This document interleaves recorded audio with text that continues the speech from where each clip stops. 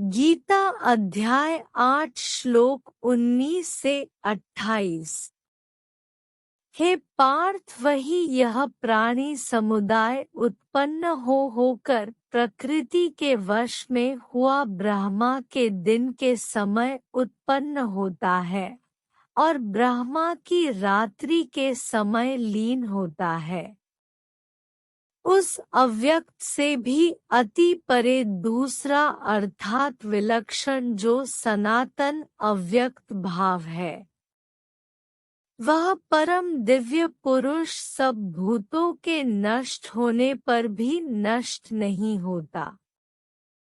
जो अव्यक्त अक्षर इस नाम से कहा गया है, उसी अक्षर नामक अव्यक्त भाव को परम गति कहते हैं। तथा जिस सनातन अव्यक्त भाव को प्राप्त होकर मनुष्य वापस नहीं आते, वह मेरा परम धाम है।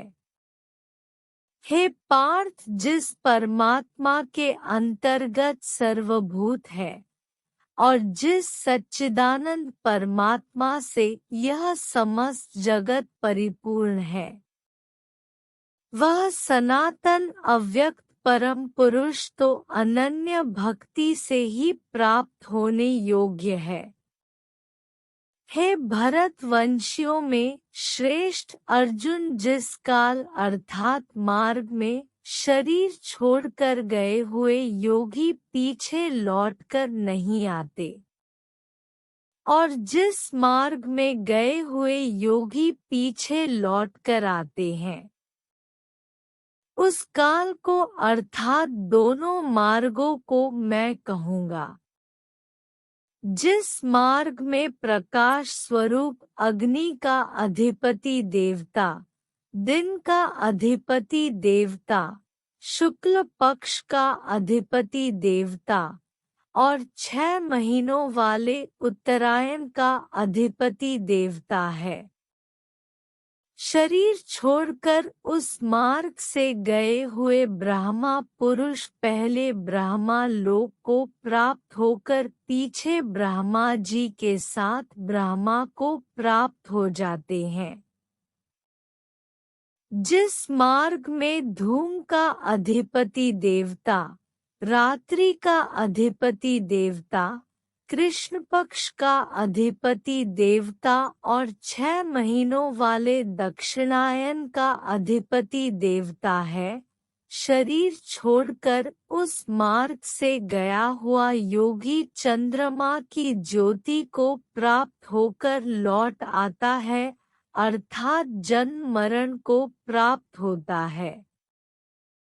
क्योंकि जगत के ये 2 प्रकार के शुक्ल और कृष्ण अर्थात देवयान और पितृयान मार्ग सनातन माने गए हैं। इनमें एक के द्वारा गया हुआ, जिससे वापस नहीं लौटना पड़ता, उस परम गति को प्राप्त होता है, और दूसरे के द्वारा गया हुआ फिर वापस आता है, अर्थात जन्म मृत्यु को प्राप्त होता है। हे पार्थ, इस प्रकार इन दोनों मार्गों को तत्व से जानकर कोई भी योगी मोहित नहीं होता। इस कारण है अर्जुन, तू सब काल में समबुद्धि रूप योग से युक्त हो, अर्थात निरंतर मेरी प्राप्ति के लिए साधन करने वाला हो। योगी पुरुष इस रहस्य को तत्व से जानकर वेदों के पढ़ने में तथा यज्ञ, तप और दानादि के करने में जो पुण्य फल कहा है, उन सबको निसंदेह उल्लंघन कर जाता है और सनातन परम पद को प्राप्त होता है। इस प्रकार उपनिषद, ब्रह्म विद्या तथा योगशास्त्र रूप श्रीमद् भगवद गीता के श्री कृष्ण अर्जुन संवाद में अक्षर ब्रह्मयोग नामक 8वां अध्याय संपूर्ण हुआ।